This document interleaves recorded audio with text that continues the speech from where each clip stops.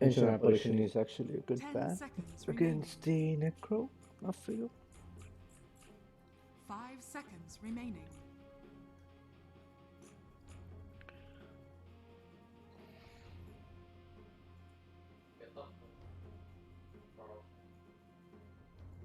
I mean, I wouldn't be surprised if NIP actually picks a Magnus.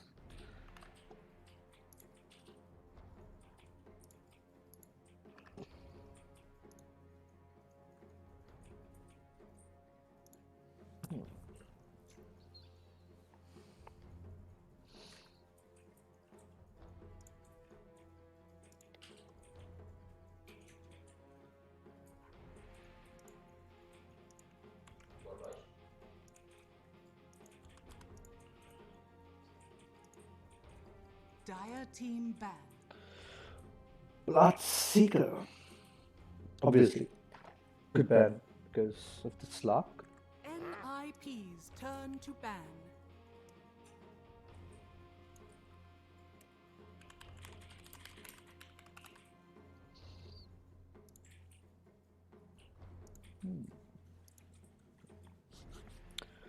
Batrider is also a good ban against the Necro. 10 seconds remaining. 5 seconds remaining.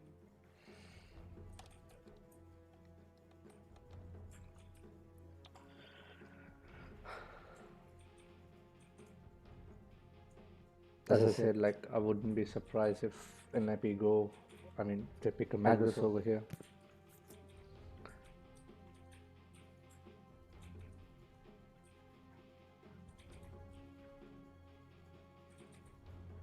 Maybe mid.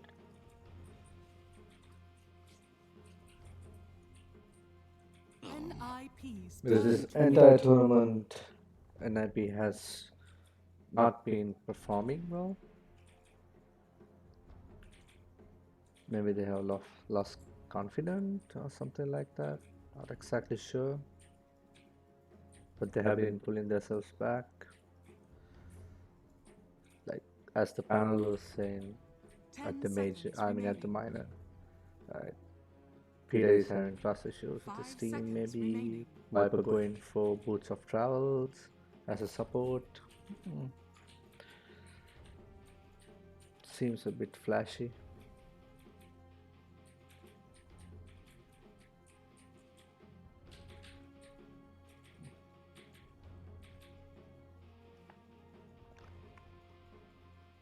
Dire team pick. Hi Sandhu Nutsa. Lich. Okay.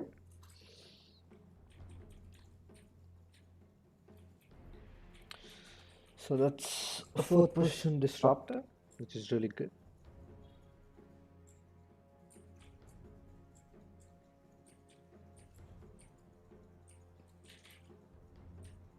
Ten seconds remaining.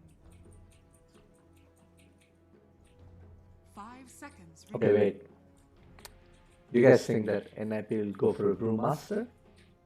NIP's turn to pick. Yeah, do you think they'll go for a Brewmaster because it's good against the Necro as well? To a certain extent, I think. Dire team pick. Sand King? Well. Okay.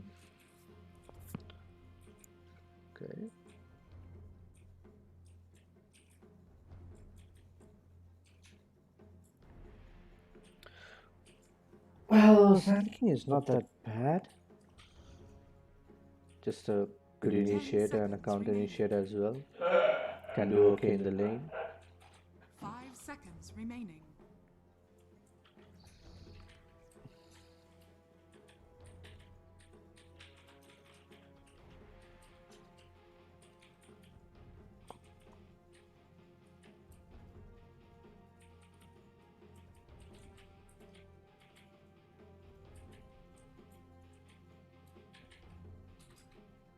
NIP's turn to bat.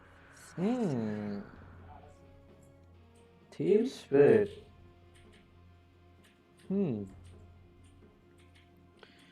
Oh, sorry. It's very hard to predict the CIS teams. Sometimes so random. But Spec is not actually 10 a bad seconds pick. remaining. Spec is a Spec is a 5 decent pick over seconds here, remaining. but we'll see how they're gonna make it work.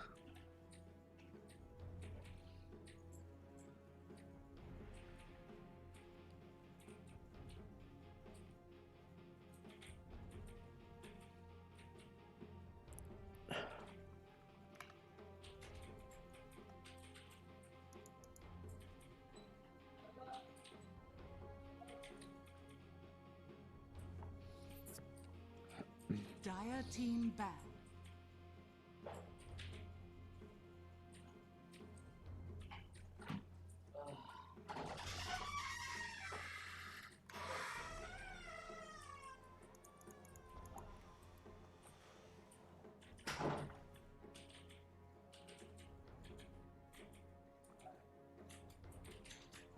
Ten seconds remaining. 5 seconds remaining.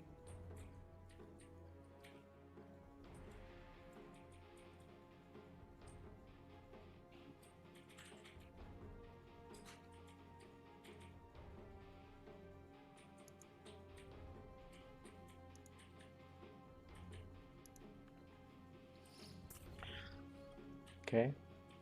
Uh, Argon's Invoker has been banned.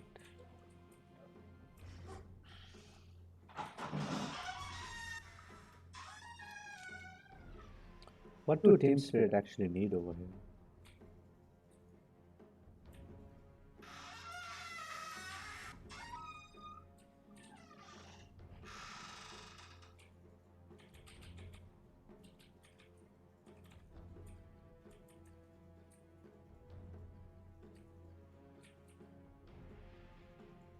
Dire team pick. Team Bazaar has been banned.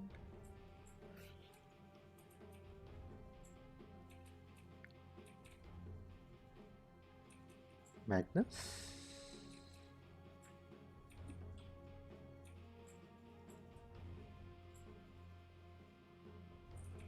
10 seconds remaining. Rising. 5 seconds remaining.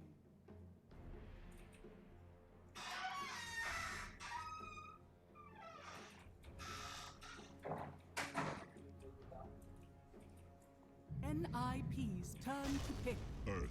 Shaker. Okay, wait. So Tiny is mid.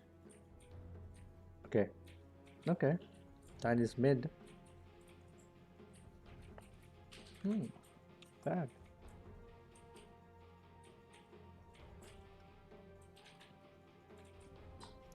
Ten seconds remaining. 5 seconds remaining.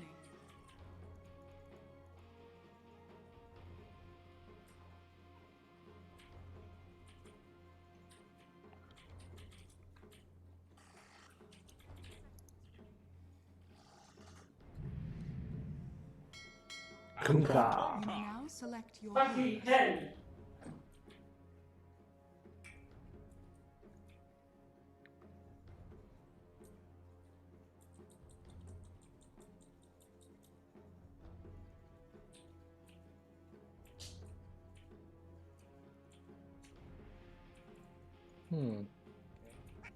I like this cute Tiny over here.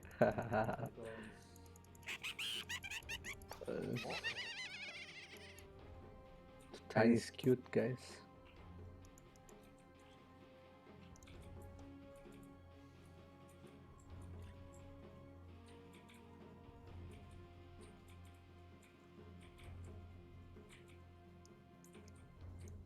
We have a crocodile or alligator, or whatever the fuck you guys call it. We have this alien Tiny over here. This is dead parrot. Oh my god, it's orangutan right there. Find King Kong shit over here. Ooh, who's this? It's Lich King. Fuck you, fuck you. You're so OP right now. Fuck this guy.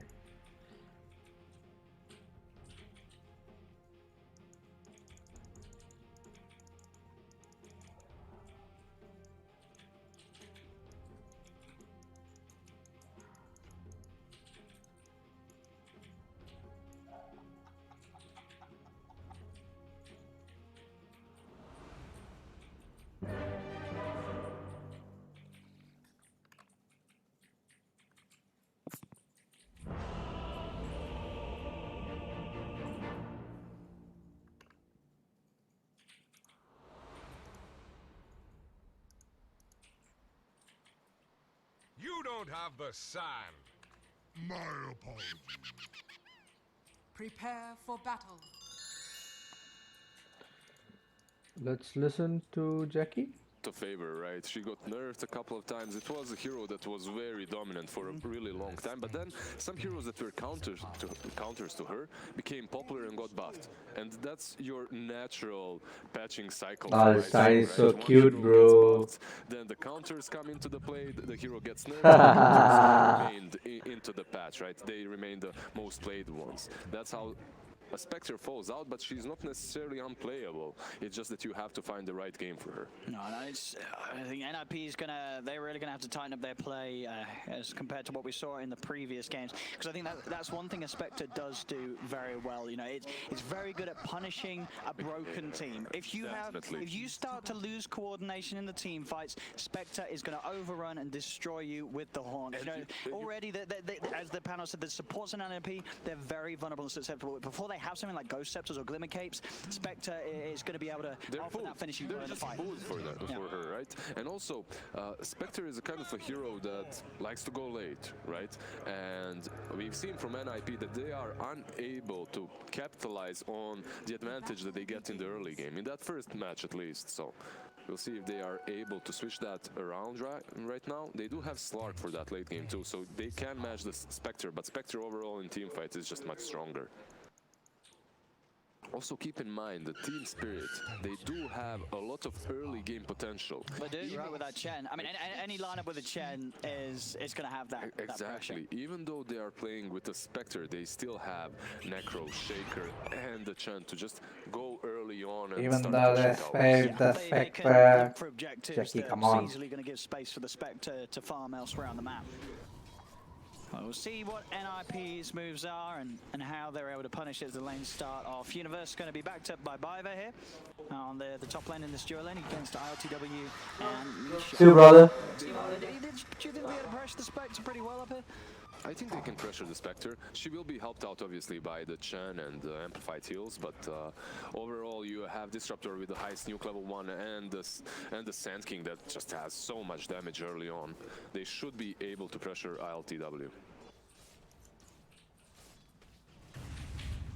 On the other lanes, is there any particular matchup you feel could go pretty one-sided? Nah, not really. If you look at the mid lane, it's your answer to Kunkka. The only answer to Kunkka a few patches ago was Tiny, right? And vice versa. So it's basically a skill-based matchup in which both of them buy these tanky items like a couple of bracers, power shreds, right? And you can't really see anyone dying there until perhaps level 6, or if some major mistake happens. Yeah, both heroes that are going to be able to easily farm those neutral camps to the side of the lane as well. But this bottom lane actually reminds me of that last a lot. You have this Necro and the Shaker.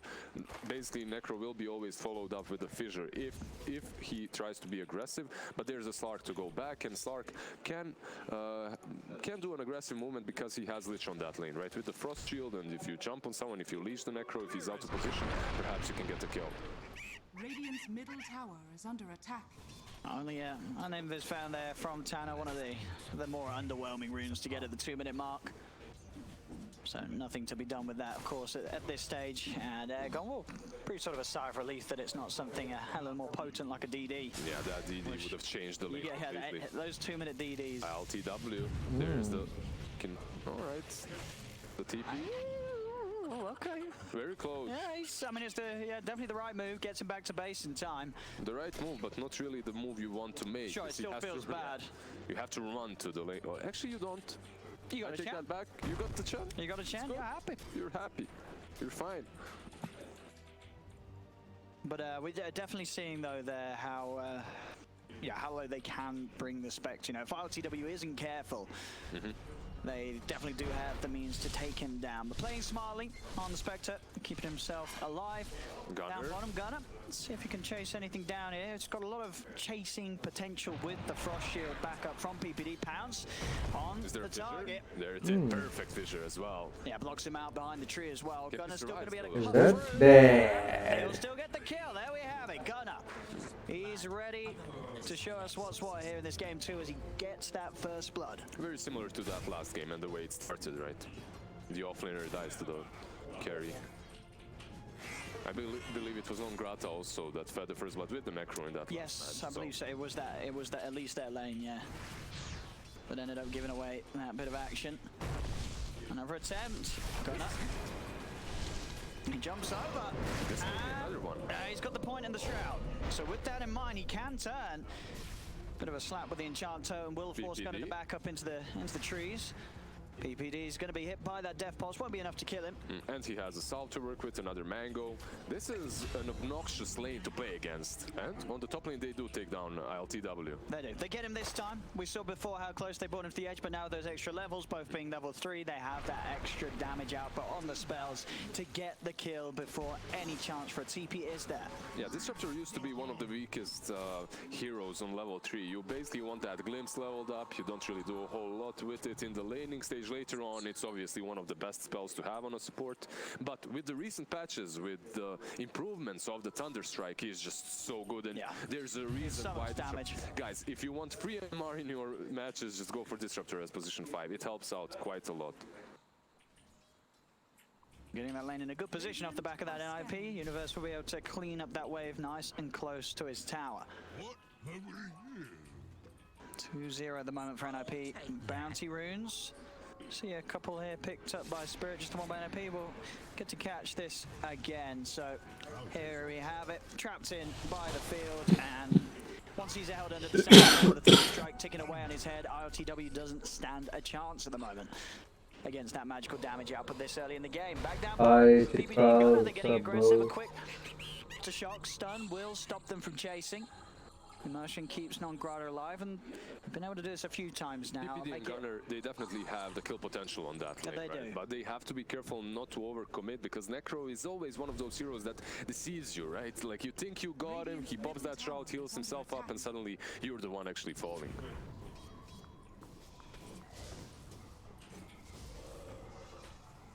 I also really like this build from Biver. He started on the lane with the Basilisk on Disruptor.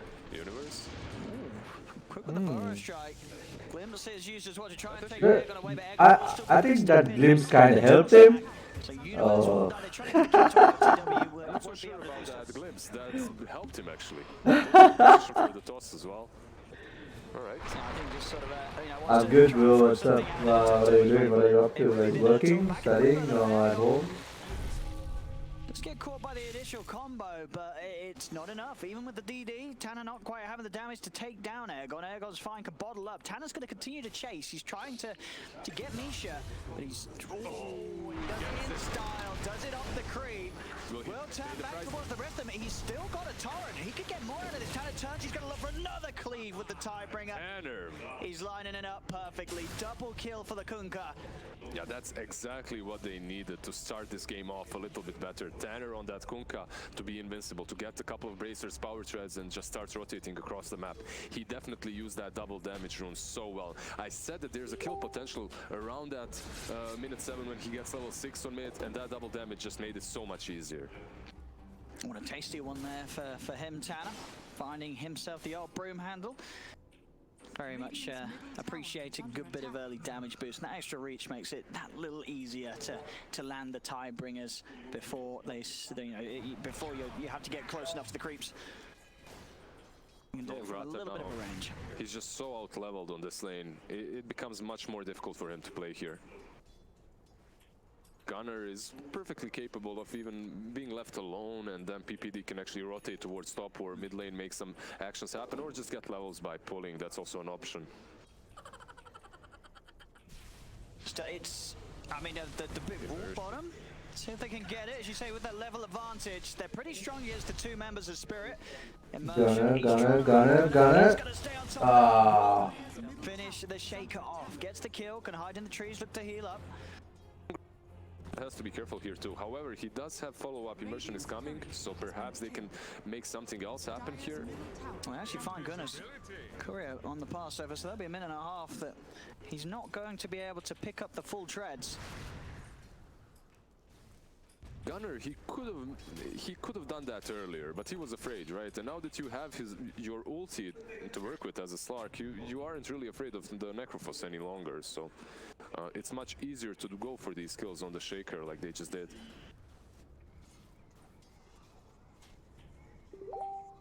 I've got to say now, RTW, even though there has been quite an amount of pressure on him on this top lane, his CS doesn't show that. You know, 51 and 10. No, they are rotating. He's been farming They fine. are coming. He's going to go for the setup torrent, and there it is. Great setup from across the tree line. Tanner, he's got the catch. They've got the kill. As Tanner continues to make these moves. It's a good start for Just an like IP. sort of he did in game one. At this point, you know, he was moving to the side lanes and having a good start to the match. So a little bit of a repeat overall from what we saw off the back of the lanes in that first game of the series, where NIP, they're off to a pretty solid start. Sure, they're not leading by any sort of mile. It's less than a 1k difference. Farm's still there for the Spectre, but they're making the moves. They're making these early plays. Top lane though, Tanner may have overstayed his welcome as they'll come in with the horn play, take Tanner out. Do they have the catch for the Sand King? I don't think so. All right, so he kind of overstates his welcome over there. They use the haunt with the Spectre and they just get a counter kill. But overall, as you said, he's doing very similarly to what he was doing in that first game, right? In the first game, he had the Timber Saw, he was just dominating across the map. He's doing the same things with Kunkka, but I believe Kunkka in general is just a better hero, and there's a reason why he's banned all the time as a last pick on that mid. Fishes out from Immersion to stop Biver and PPD chasing for this. The two supports of NIP were trying to go alone for a bit of action. It will cost Biver his life. Tanner, he's got the X mark.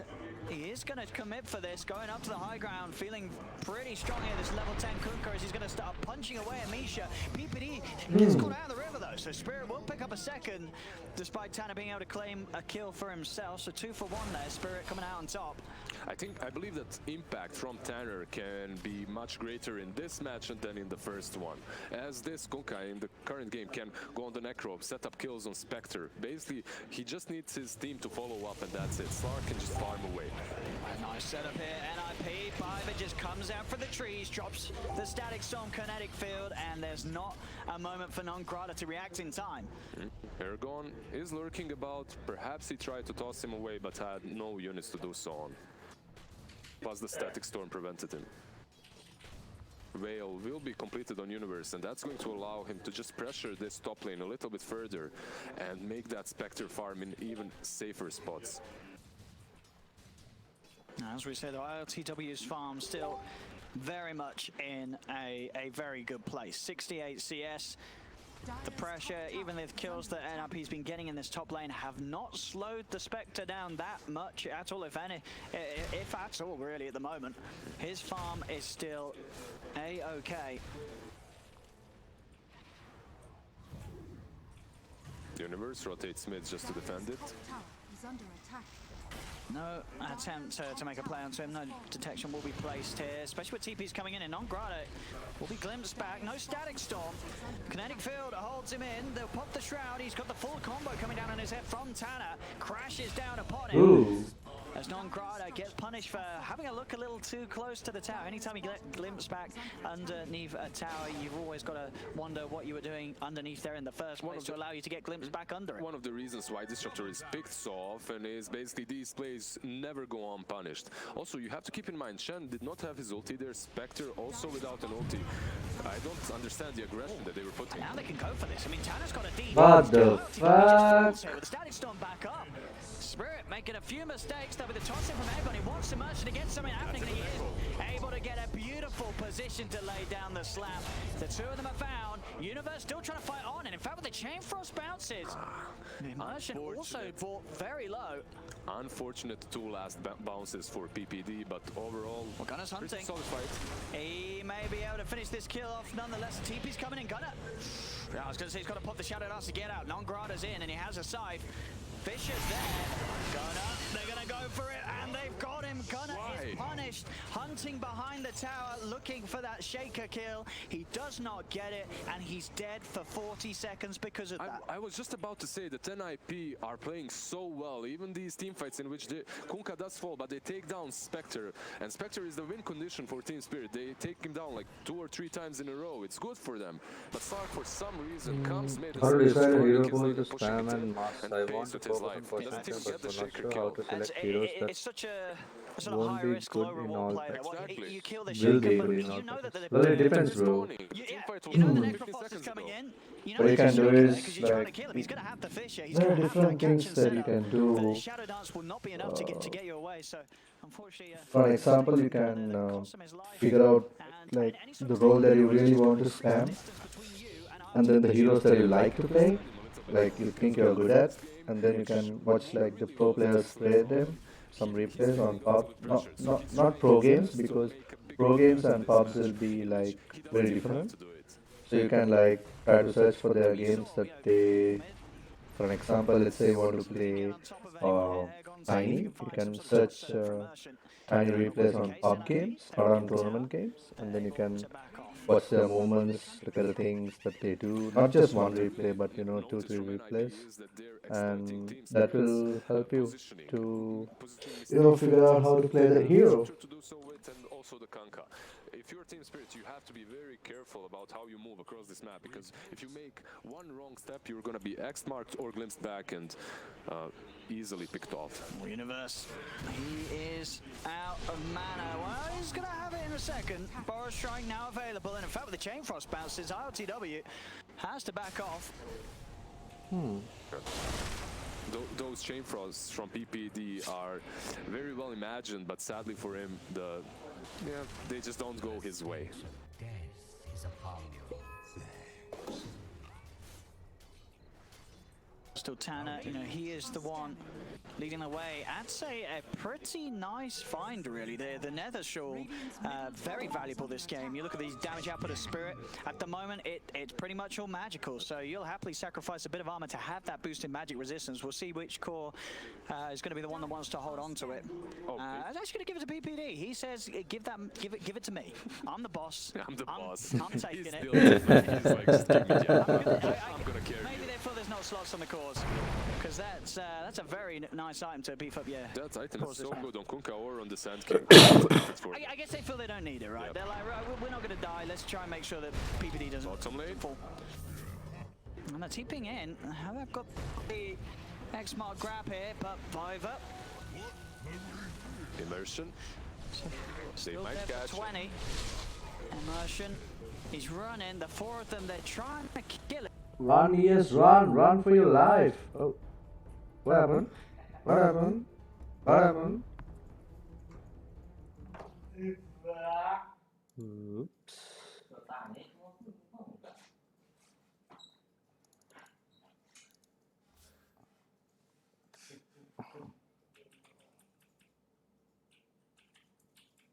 I think the Dota servers are lagging. Dire's bottom tower is under attack. And it's 30 to 8. 4 то же самое было, что Эргон на инвокере имел позицию 3 под Sorry, the Spectre is second highest net worth. You know, the weakness of this hero is when it sort of gets run over early on. 16 minutes in, sure, they're starting to take some towers, NIP, but are they playing fast enough to really worry ILTW? I don't know if they are. I think ILTW is still going to be feeling pretty happy with the pace this game's going. He will farm a lot and he will have a lot of impact, but at the same time they do have heroes that can take down the Spectre. You have Kunkka to catch her, then you have Disruptors to stop her from haunting out, and there's so much damage coming from Lich, from Sand King. They definitely do have ways of taking down ILTW even with the Chen heals. So overall, it's anybody's game. Dire's bottom tower is under attack. Grouping up once again, NIP. See what sort of a move they want to go for. ILTW does now have the Manta complete. Two pupils gift. Yeah, that's one of the juicy ones to get at tier 2 for sure. Who have we got? Any right, yeah, Slark would. I mean, you got to give it the way of Slark, really, and you just Spirit. love it on Slark. You got to give it the way of Spectre. These two Agi carries are going to be benefiting a lot from that boost to strength and intelligence. Yeah, you can see Gunner going for a different build this game. Like in that last game, we had the Slark go for Diffusal Echo Saber. Gunner doesn't want to do what Team Spirit Slark did, LTW. Go straight into the Aghanims. Allows him to be a little bit more active earlier, perhaps. A little bit more mobile. Radiant's And bottom no, even tower though is Team under Spirit attack. is playing around Spectre, I expected them to be a little bit more active with the Chen, with the Tiny, perhaps to take down more objectives earlier on. They have only taken one tier 1 single. One of the reasons is that NIP's team, they just have so much catch, and that if you go for a push, you have to commit fully to it. You have to commit for a team fight. If you don't, there's Glimpse, there's Axe, you're certainly losing 1 or 2 heroes.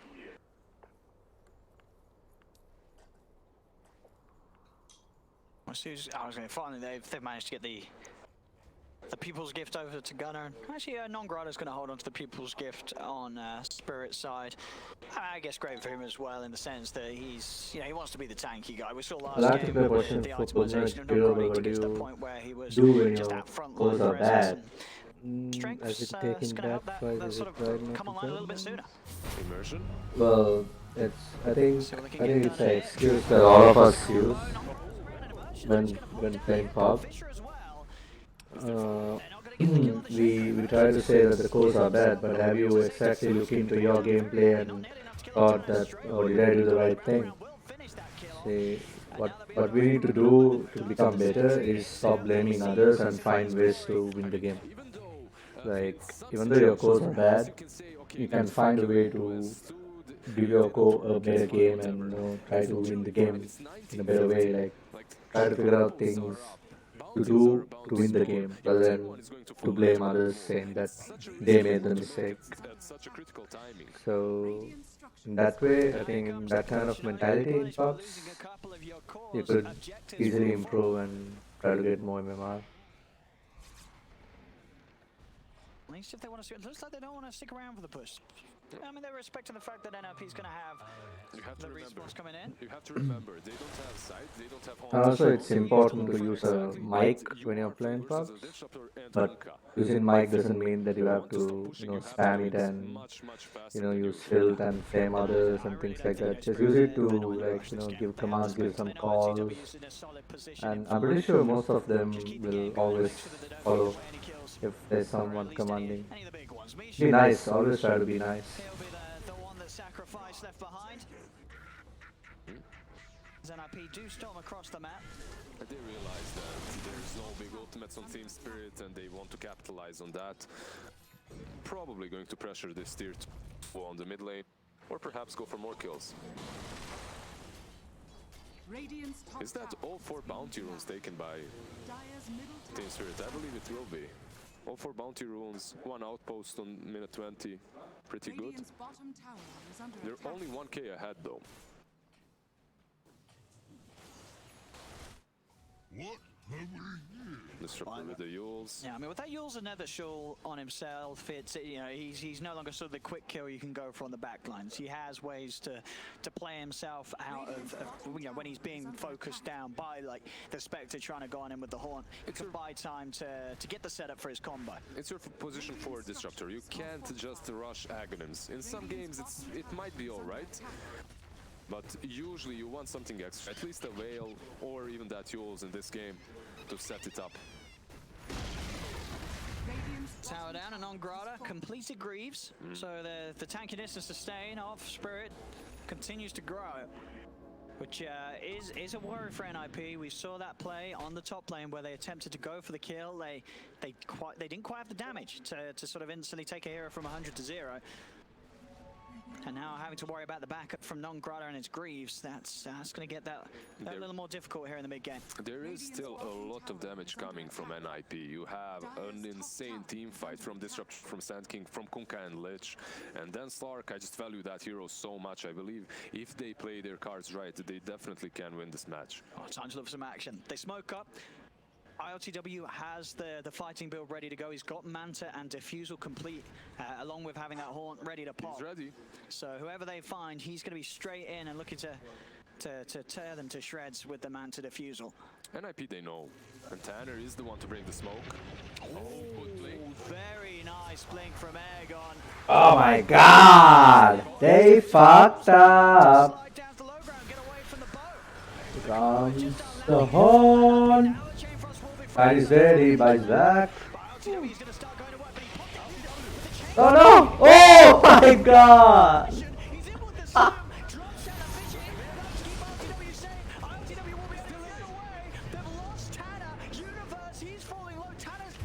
Oh my god. But Non-Grata, the Death Pulse, gets the kill.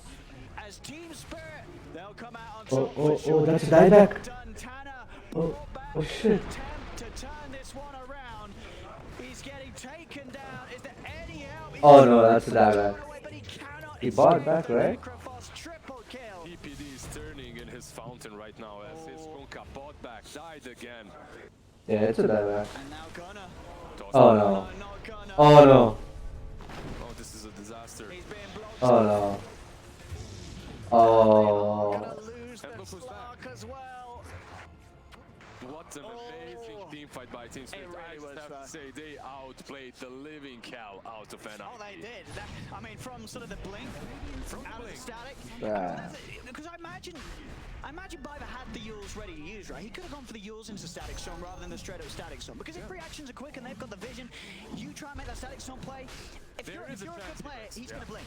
He's going to blink. So they left that opportunity, and sort of from that moment onwards, it just turned into a disaster. The thing is, NIP knew that they were coming. They were standing on the high ground around their shrine, waiting for that team fight to happen. And they activate the shrine. They're fighting while healing, and they still lose it because of the way Team Spirit played it. I mean, he was just waiting for the perfect moment to I echo. believe, like a four-man Echo, I believe. Echo, he saves ILTW. Yeah. Then the heals come from Chen from the Necro. ILTW lives with sliver of HP, goes back. Oh, to full the boat, PPD. gets resummoned by Getting caught by again. the Chen, and they just clean up. Such a great team fight from them. And, you know, from what we've seen from NIP, you know, that when they have a moment of the game like that, the odds of them recovering, it doesn't feel good. Very low. It does not feel good for them. The thing is, you just had almost a perfect team fight. At least the positioning of the team fight was perfect for NIP. The execution, not really. They've got to be very careful now. NIP, that last disaster, if they have another one of those, it's probably gonna pretty quickly fall into the hands of Spirit. I mean, already just the fact that you look at Non-Grata, you look at ILTW, they are ahead, they are Brother. He's gone Universe, he's gonna try coming out. Biver does manage to keep himself alive with the Yules. Still Hello. alive for now. Okay. Will glitch back Airgon, Chain Frost out from PPD, does bounce back, get the tiny. Is this worth it, boys? He's so tanky though.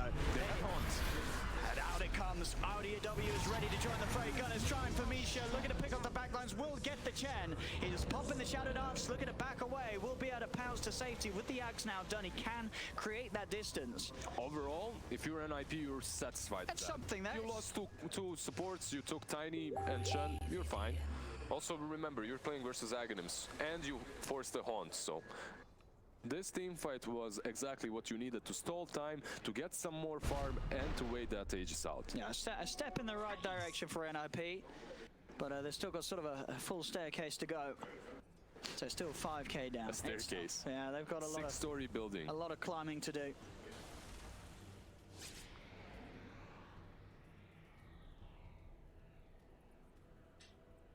It's just, you know, non-Grotto, we've seen it 2 games in a row now.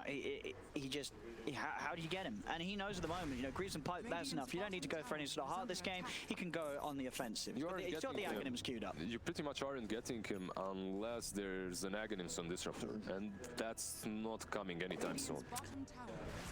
Tean Sliver's found on the side of Spirit, so whether they want to get that the way of non-Grata or Auto ILTW, both of these cores, they're going to love playing with that. Universe. Power Strike will save it. And they are TPing in here, NIP. See if they can grab anyone off the back of that. They'll pull in non-Grata. Not a good target. They have to back out. I don't think you can kill him. The targeting, Ghost Shrouded, he'll slide away. Tanner did hold nicely onto the X-Mark to still get him into the boat. Wow, coming so much to this. Really? That's about half HP, that is it. But they used everything. That's the problem. You just used everything you had at your disposal, and you brought him to 50% HP. Yeah, the way that Spirit play with an Necrophos just seems to be so effective against NIP. They just don't know what to do against it right now. Gunner, he has no mana. The Echo is there. He's gone. He's gone, he's dead. 50 seconds without their carry. PPD. He'll join Gunner in his grave. Without the carry, without the captain, I mean, NIP is just falling apart at the moment. It's starting to roll quite solidly the same way as Game 1 did. Spectre, ILTW and non-Grotto, they're ahead. No one's even close to them. Tanner, he stepped outside of the base. He has no buyback, right? Yeah, 100. What is this? What is this? They're ignoring the tier 2 even. This seems like it may very well be the beginning of the end here for NIP. This is an elimination match. They're out. From them this minor, as it has not looked great. Spirit just destroying them. Back to the base, back to the fountain, getting dove. All 3 tier 2s are up, and Spirit are diving the fountain. That's sort of how over this game is right now. At least you know how over Spirit feel this is, and you again, it's understandable. They know that at this stage of the game with their draft, what's he doing over here? He's trying to cut the creep wave. I suppose so. Did he manage? I believe they still have a creep or 2. I think they do at the tier 2. Yeah, they do. They got a range creep through it, so the attempts there to cut the wave unsuccessful is going to have to. He's getting the outpost at least. Is he? He is. So there's that. They will gain. Oh, will they though? Tiny ported in, and he's just taking. He just took it back. Gunner. 25 seconds. Radiant's bottom tower is under attack. Oh my god, look at this Spectre. I mean, he's just so massive. RTW's had it as they didn't slow him down. The whole game, he's been in the top 2 net worth. Now he's just miles ahead of anyone else in the match. And at this point, it really is, you know, you're seeing why they picked Spectre. And I think it was for the reason I mentioned at the start. You know, you pick Spectre when you realize, hey, you know, the team we're playing against, coordination, it's not there. It's going to be a messy game. I'm going to be able to find fights where I can get in, get quick kills. And RTW's done exactly that. And on top of that, he had a lane where, despite the fact that it felt like NIP were pressuring pretty well, they were pressuring they didn't slow him down. Exactly. He was still finding CS, and Chen is one of those supports that allows you to do exactly that. No matter how much they pressure you, you're still going to be able to out-region them. And it didn't feel like Disruptor and Sand King were doing enough, even though they killed him once or twice.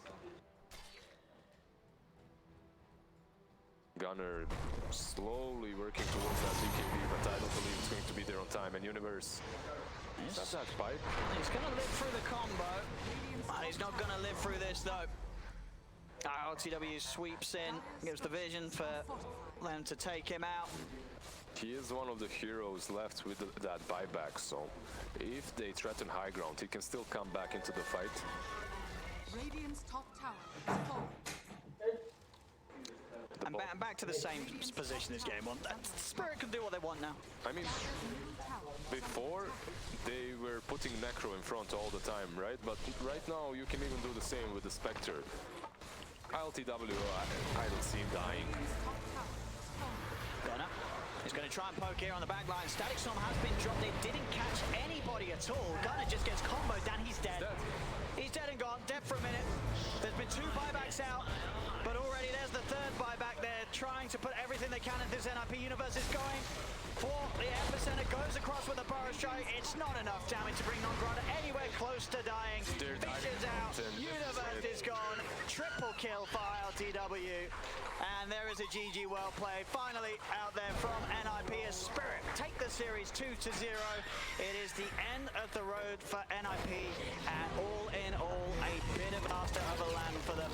I mean, we did realize that they just changed their midder, and Gunner also rotates to the safe lane, so it's not really simple to just change your position like that, to go from mid to safe lane and continue performing as well as before, but no one expected NIP to fall out of the tournament this early on. And I think, you know, to give credit to Spirit, yeah, they sorted out the problems they had yesterday, and they look, you know, they didn't give any sort of mercy to NIP. They didn't even look like a team yesterday. No. And now they're looking as beasts versus NIP. They did. I mean, you've got to sort of ask yourself,